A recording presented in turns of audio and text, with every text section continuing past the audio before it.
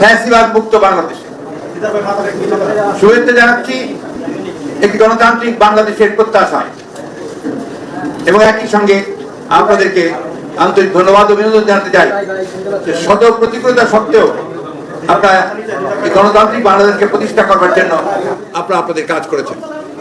আমরা দুঃখ প্রকাশ করছি যে এই বিজয়ের পরে কিছু সংখ্যক দুষ্কৃতিকারীরা তারা কয়েকটি টিভি সেন্টারে অগ্নিসংযোগ করেছে, ভাঙচুর করেছে, যা সামগ্রিকভাবে মুক্ত স্বাধীনতা, স্বাধীন সংবাদ গণমাধ্যমের যে স্বাধীনতা তার বিরুদ্ধে। আমরা সবসময়ই ফ্রিডম অফ প্রেসে বিশ্বাস করি। আমরা বিশ্বাস করি যে প্রতিটি ব্যক্তি, মানুষ, সংগঠন, বিশেষ করে সাংবাদিকেরা তারা তাদের মত একদম স্বাধীনভাবে প্রকাশ করবেন।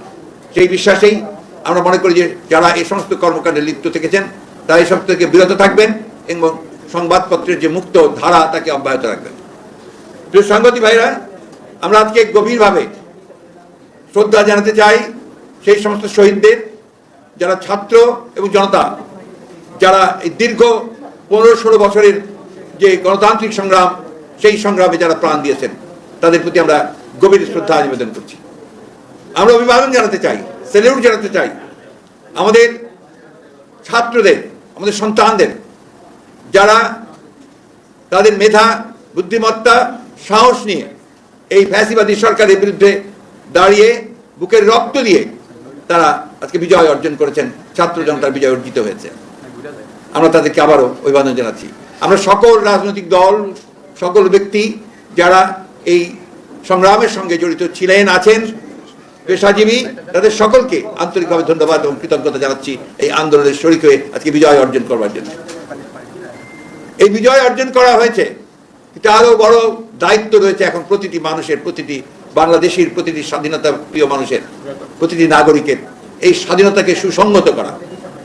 সেই স্বাধীনতাকে সুসংহত করা তখনই সম্ভব হবে যখন আমরা গণতান্ত্রিক প্রতিষ্ঠানগুলোকে প্রতিষ্ঠিত করতে পারবো, তাদের প্রাতিষ্ঠানিক রূপ দিতে পারবো।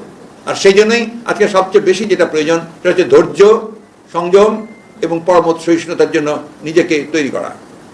আপনাদের কাছে অনুরোধ করব যে আজকে আপনাদের মাধ্যমে আমি এই বার্তা আমরা সারা দেশবাসীর কাছে পৌঁছে দিতে চাই যে এখন অ্যারোগেন্স, ভেঞ্জিয়েন্স এগুলোর কোনো স্থান নেই। আপনার স্থান নেই কোনো প্রতিহিংসা বা প্রতিশোধ গ্রহণের। এখন যেটা প্রয়োজন, ধৈর্যের সঙ্গে পরিস্থিতি মোকাবেলা করে জনগণকে সংহত করে আপনার এই অর্জিত স্বাধীনতাকে সংহত করা, সুসংহত করা। বলতেছি